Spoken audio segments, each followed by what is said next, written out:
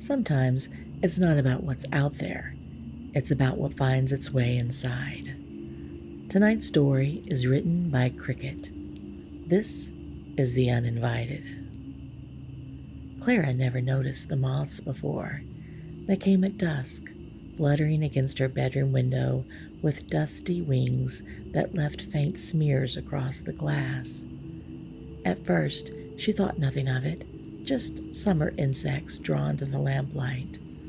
But as the weeks went on, their numbers grew. She'd wake each morning to find more dead on the sill, their bodies fragile as old paper. Some mornings, their wings shifted with the breeze from her fan, making it look like they were still alive, twitching in death. Her grandmother used to say moths carried souls, lost spirits drawn to the light, unable to move on. Clara never believed in that until the knocking started. It was a Thursday night when she first heard it, 3 soft raps against the glass.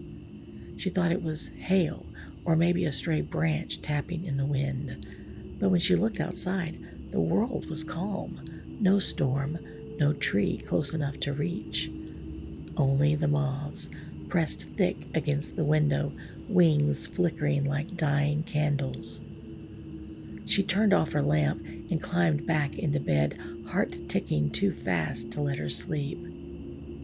The knocking came again the next night and the next, always at the same time, 3 a.m. Always 3 slow knocks, deliberate and patient.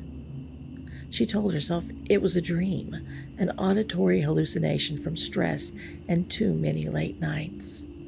Until the 4th night, when she woke already staring at the window, expecting the sound.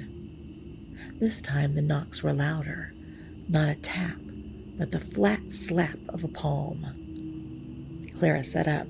The moths clung to the glass, writhing in silent panic. Behind them, in the glow of the street lamp, she saw something move. A shape, dark and thin. It leaned closer, pressing its face against the window. The moths scattered where its features touched the glass, revealing pale skin and empty sockets where the eyes should be. The thing opened its mouth in a silent scream. Moths poured from its throat, spilling over each other in a frenzy to reach the glass.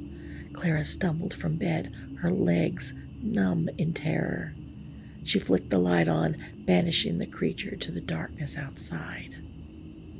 The next morning, the window was clean. No smears, no dead moths, as if they had never even existed. But Clara didn't sleep that night, nor the next. She drank coffee until dawn and watched the glass for any sign of movement. On the 7th night, she couldn't keep her eyes open. Sleep took her like a drowning wave.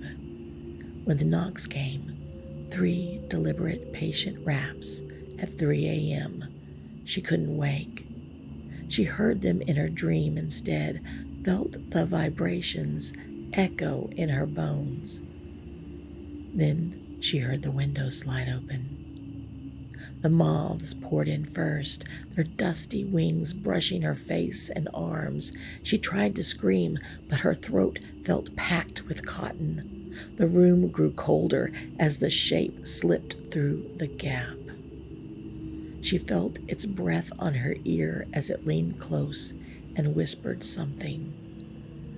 Its words slid from her mind like oil on water, leaving only a deep, gnawing dread in her chest.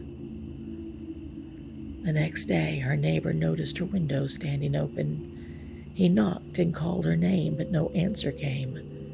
When he finally pushed the door open, he found Clara lying in bed, eyes wide and staring at the ceiling. Her mouth hung open and a single moth crawled across her tongue before flying lazily to the window. That night, as the neighbor locked his own doors and turned off his lights, he paused by his bedroom window. The glass shivered softly under his fingertips. Outside, moths gathered against it, wings beating in desperate silence. At 3 a.m., they began to knock.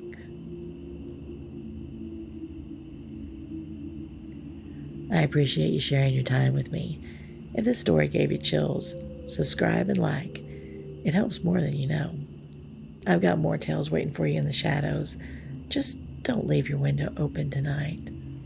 Sweet dreams if you can find them. I'll see you here next time on Dead Time Stories HQ.